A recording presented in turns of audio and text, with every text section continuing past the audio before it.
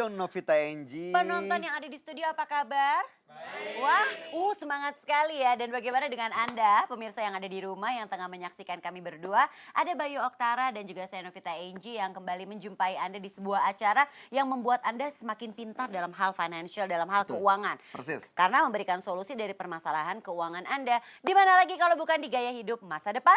Cicil masa depan mapan dari sekarang. Saya udah semangat banget hari ini. Iya Tapi dong. tunggu dulu, kita mau ngebahas apa sih Lah hari ini? gimana sih udah Bingung menyapa loh. yang di Iya, rumah, iya, yang di iya, studio iya. tapi masih bingung mau bahas apa. Saya kan harus pastikan dulu semuanya baik-baik saja dan semuanya sehat. Baru saya tanya, kita bahas apa memangnya hari ini? Ya udah gini, sebelum kita bahas tema yang akan kita obrolin hari ini, mendingan kita saksikan dulu yuk tayangan berikut ini. Yuk. Ya. Nggak bisa, soalnya belum bisa nabung. Uangnya masih belum cukup untuk nabung, untuk kehidupan sehari-hari aja dulu. Masih banyak kebutuhan. Iya, kebutuhan yang lain. Tapi untuk investasi juga bingung sih ya mau dikemanain. Maksudnya jalur investasinya apa saya juga nggak terlalu paham. Belum pengen aja. Kayaknya habis aja gitu duitnya buat jalan-jalan, hangout, makan-makan gitu.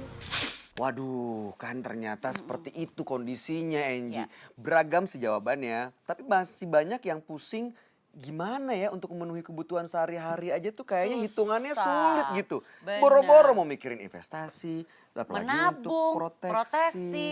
Itu kan dijadikan beban sepertinya Itu ya. dia. Iya banget sih, padahal sebenarnya kita tahu ya bahwa investasi dan asuransi ini kan istilahnya tuh bisa dibilang pokok banget ya buat mencapai goals financial kita Iya ya kan di sih. masa depannya. Dan kamu sadar nggak sih Bay kalau sebenarnya ya investasi atau proteksi atau juga menabung tadi ya, ini kan sebenarnya tidak melulu harus dimulai dari uang besar. Oh dari yang kecil bisa ya? Betul sekali, dengan uang kecil kalau mungkin istilahnya anak zaman sekarang tuh receh ya. Receh. Kita tuh bisa menghasilkan sesuatu yang besar loh pemirsa. Iya sih, bener Enji. Cuman masalahnya ya pemirsa, investasi atau proteksi itu kan sesuatu yang tidak terlihat nih. Iya Kita sih. keluar uang tapi seperti apa sih besarannya, untungnya nggak langsung ada di tangan kita gitu. Benar, Memang benar, butuh benar. kesabaran sih supaya kita bisa merasakan manfaatnya di masa yang akan datang gitu. Betul, karena masih banyak sekali orang yang belum sadar ya kalau misalnya gini nih, belum sadar atau mungkin udah sadar tapi belum mulai tergerak untuk memulai ya. Alasannya banyak nih untuk menunda, selalu menemukan alasan untuk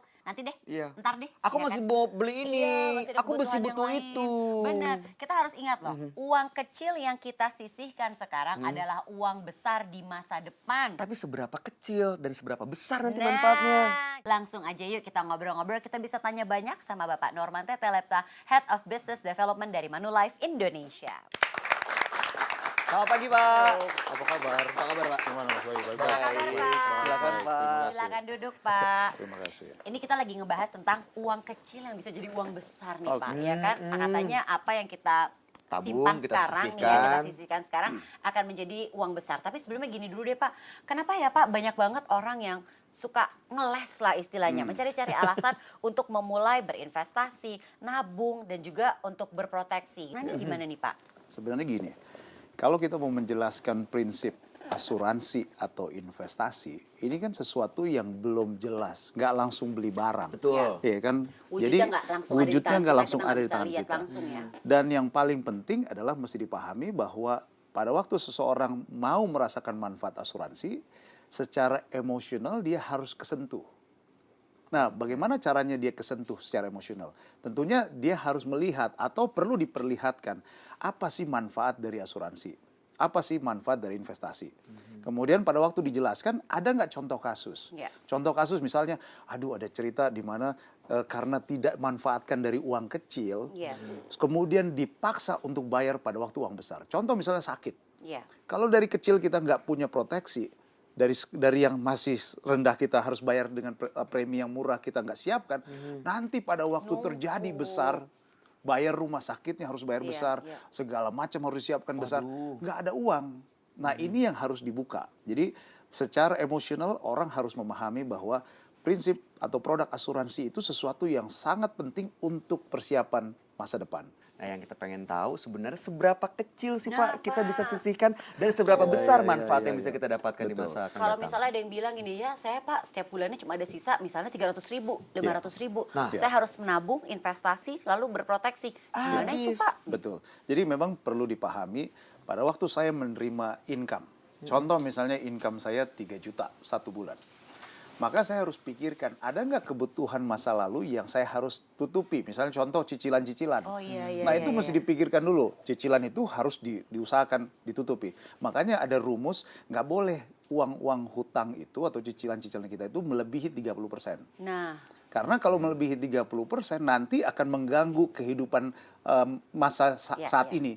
Di mana saya harus beli makan, saya harus bayar rumah dan segala macam. Ada kebutuhan Jadi itu ya, 30% itu khusus untuk bayar cicilan. Dan kalau bisa diminimalisir akan lebih bagus. ya. Jadi uang cicilan itu bisa kita pakai untuk beli produk lain.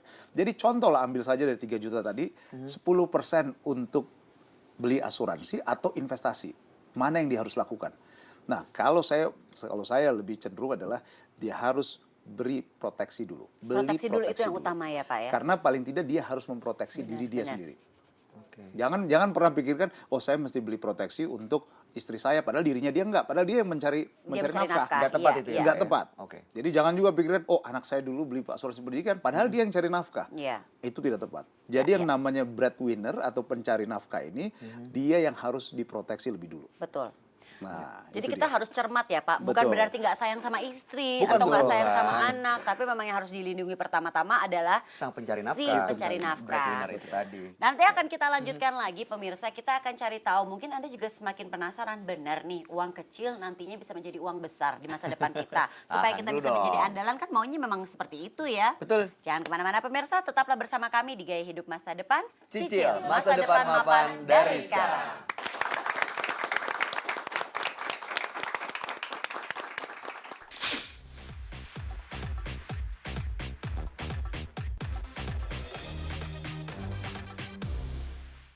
Musibah itu sebenarnya bisa dicegah Ya. atau dikurangi risikonya dengan apa? Dengan kita dikasih kebijaksanaan tadi, siapkan uang kecil, jangan sampai musibah besar terjadi, saya harus pinjam-pinjam uang.